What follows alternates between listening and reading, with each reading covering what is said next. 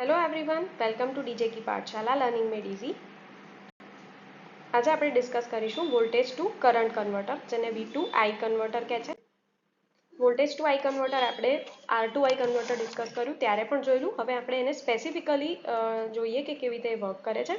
તો અહીંયા એક ઓપરેશનલ એમ્પ્લીફાયર યુઝ કરેલું છે, જેની અંદર ઇન્વર્ટિંગ લાઇન જે છે ત્યાં આગળ આપણે એક 250 ઓહ્મ્સનો રેઝિસ્ટન્સ લગાવ્યો છે. ધીસ ઇઝ અ લૂપ, જેની અંદર એક લોડ કનેક્ટેડ છે, જે અહીંયા રેઝિસ્ટિવ લોડ બતાવ્યો છે. અને અહીં તમે જોઈ શકો છો કે કરંટની વેલ્યુ 4 to 20 મિલી એમ્પિયર બતાવેલી છે.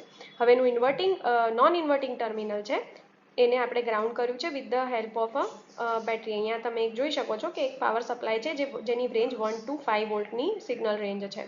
હવે આ કેવી રીતે વર્ક કરે, તો આ બહુ જ સિમ્પલ છે કે જ્યારે વોલ્ટેજમાં વેરિએશન આવે તો એ આઉટપુટમાં જે કરંટ જનરેટ થાય આ લૂપની અંદર, તમે જો આ રીતે સર્કિટ બિલ્ડ કરીને ચેક કરશો તો જ્યારે 1 to 5 વોલ્ટનો રેન્જનો સિગ્નલ છે તો એ આઉટપુટમાં એક્ઝેક્ટલી 4 થી 20 મિલી એમ્પિયર જનરેટ કરીને આપશે when you have connected a 250 ohms resistance. હવે આની અંદર આપણે જો સિમ્પલ ઓહ્મ્સ લો વાપરીએ ને તો પણ ચાલે કે V equals to I into R હોય, જ્યારે આપણે યુઝ કરતા હોઈએ છીએ કે V ઇક્વલ્સ ટુ જે V છે એ ઇઝ ઇક્વલ્સ ટુ છે I ઇન્ટુ R, રાઈટ. તો અહીંયા જો વોલ્ટેજની વેલ્યુ સપોઝ 5 વોલ્ટ છે અને રેઝિસ્ટન્સ આપણે વાપર્યો છે 250 ઓહ્મ્સનો,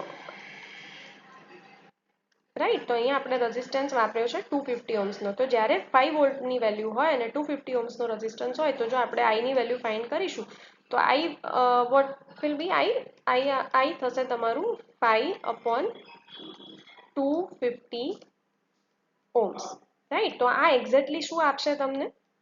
20 મિલી એમ્પિયર. એટલે તમે આને ચેક કરશો ને તો તમને આ 20 મિલી એમ્પિયરની વેલ્યુ કરી આપશે.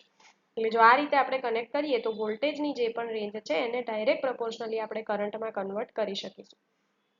સેમ વસ્તુ તમારે જો ચેક કરવી હોય તો તમે 1 વોલ્ટ માટે બી ચેક કરી શકો છો કે જો અહીંયા 5ની જગ્યાએ 1 વોલ્ટ લઈ લેશો અને આરને આપણે 250 ઓહ્મ્સ દઈએ તો 1/250 ઓહ્મ્સ તમે ચેક કરશો તો it will give you exactly 4 milliamperes of current.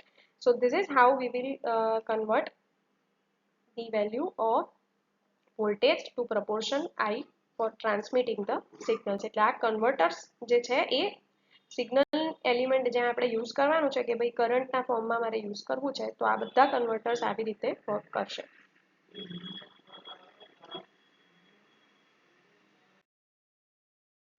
So learn today, read tomorrow. See you in the next video.